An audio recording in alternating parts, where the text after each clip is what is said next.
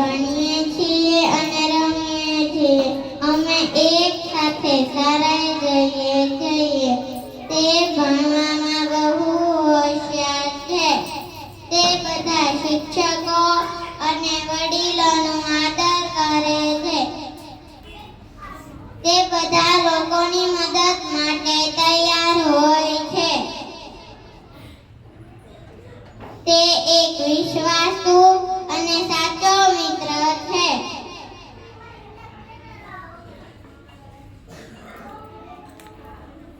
હું